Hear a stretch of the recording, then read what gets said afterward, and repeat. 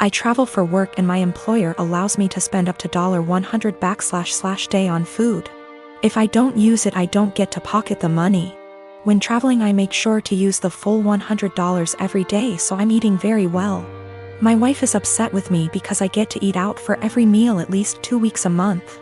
She says it isn't fair and I should just go to the grocery store and bring back food to my hotel. I've explained to her that it doesn't make sense since I don't get to keep the money if I don't use it. Every evening when I call her, she wants to know exactly what I ate.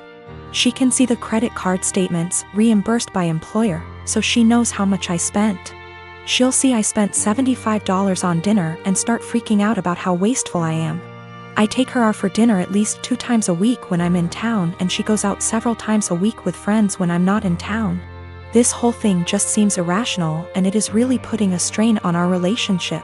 I haven't gained any weight and am in great shape. I focus on quality of food much more than quantity. Most hotels have a small gym and / or a pool. I can't buy groceries or gift cards to bring home. It is against policy. I submit pictures of the receipts, so this wouldn't work. I track all my expenses and submit receipts for reimbursement weekly. I float the money for 7 days max. Usually I have around $3,000 to $4,000 in expenses per week, which we can make work without any issues since I pay for all my food, airfare, hotels, and car rentals myself. I collect an enormous amount of points and other perks. These points allow me to go on at least 2 vacations a year with my wife for next to nothing. We went to Spain early this year for 2 weeks and spent under $400 for the entire trip. Not using a company card is one of the best perks. Using a different credit card is not on the table. My wife and I have all our finances together. We both think it's important to be 100% transparent with money. We don't have any kids. She started a business selling Mary Kay a few years ago. She is working really hard to expand and find new customers. She likes the idea of being her own boss, and I try to do everything I can to support her. I'm rarely gone for 2 weeks at a time. Sometimes I'm gone for only 2 days.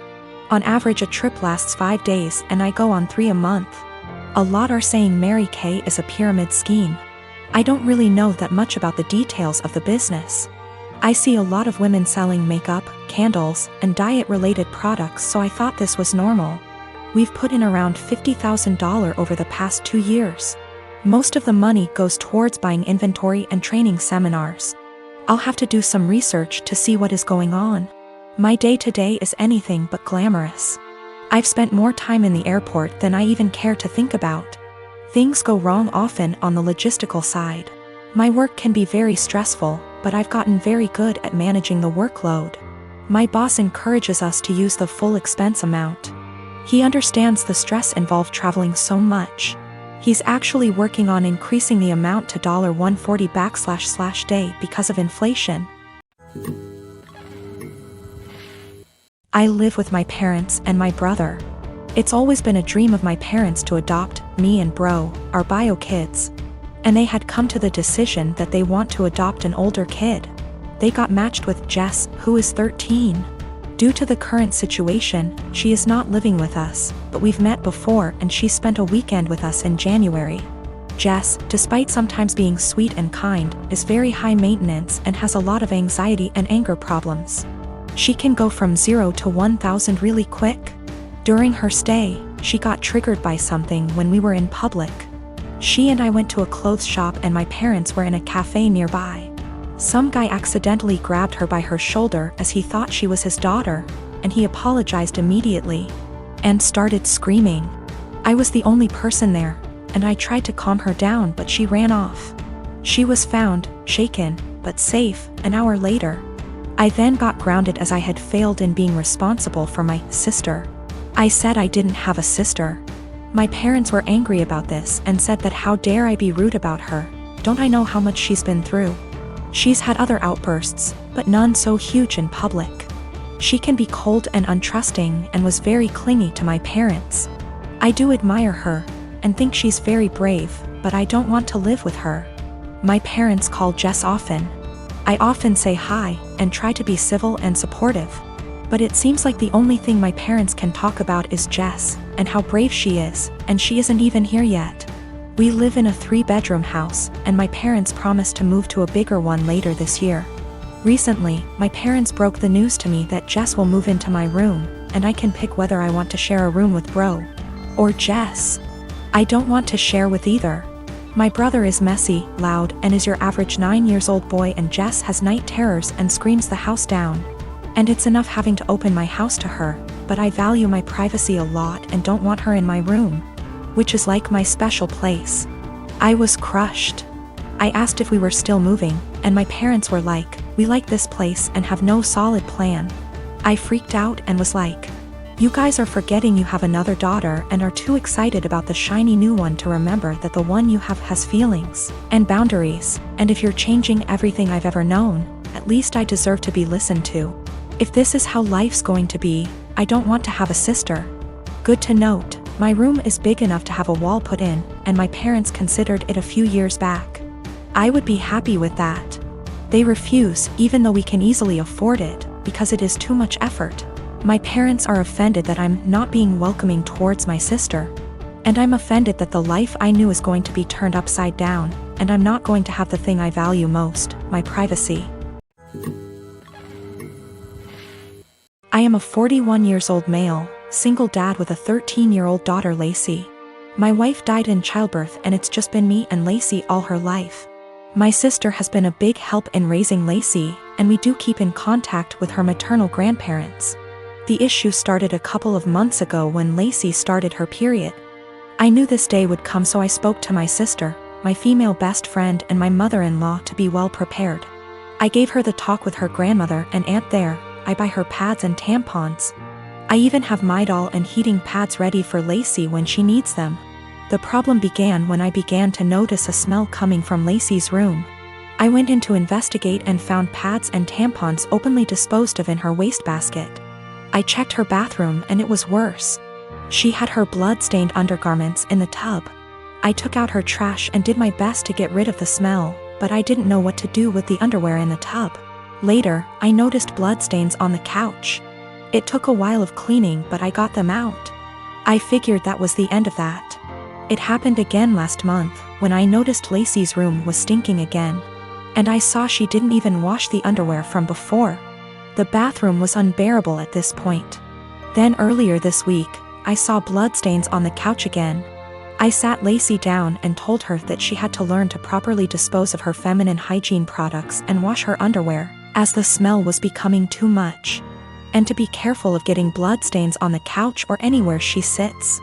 I also noticed her sheets had a lot of bloodstains and brought this up too. I also let her know that it was okay to get blood on things as long as she washed them. And I wouldn't be upset if I saw her blood-stained items being washed. Lacey immediately blew up at me saying that periods aren't gross and that I was period shaming, and that I needed to educate myself on menstruation. I then got texts from my sister and mother-in-law scolding me for making Lacey feel ashamed of her bodily functions. But I honestly wasn't trying to convey that periods are gross.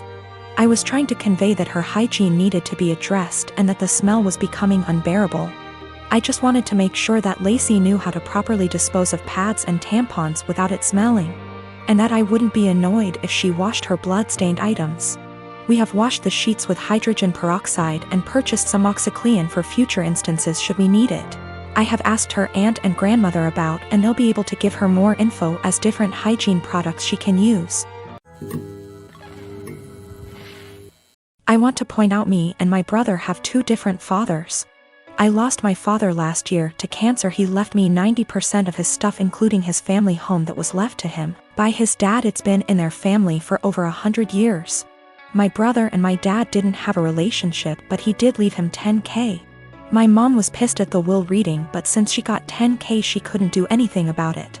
For the past year me and her live okay together.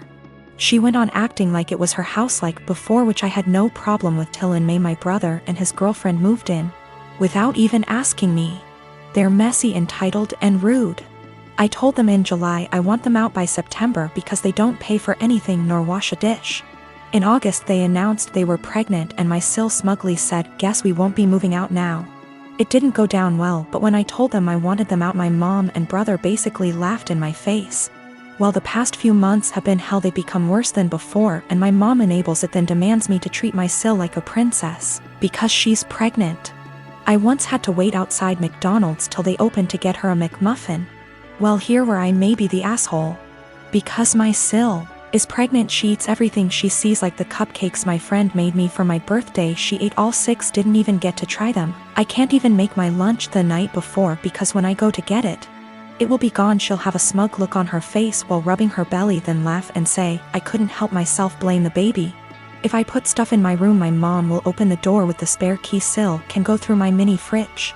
Well, a week ago I was running late to collage. I didn't have time for my breakfast or to make lunch, and I had to go to work straight after, so all I had that day was a bar of chocolate. When I got home I was starving. I made myself dinner. While it was cooling down I went to use the bathroom. I must have been in there 10 minutes at most. By the time I came out she had 70% of my dinner ate, and I literally lost my shit. Of course she started crying. My mom and brother started screaming at me for making her cry, making excuses, like how she couldn't help it and it was my fault for leaving food around her.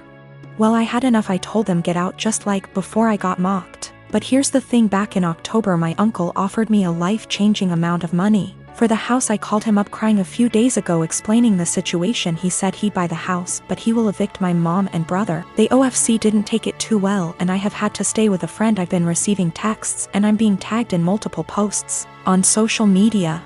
I'm starting to think I'm the bad person now. So for making my mom and brother homeless? If I sell the house to my uncle I will lose 100K, but he's always been good to me. And it's one of those situations where I'd sleep better knowing it's gone to someone in my dad's family. My mom told me because of my age I wouldn't be taken seriously if I tried to evict them. If I evict them and continue to live in the house along with the high financial costs, I don't think they'd ever let me live in peace.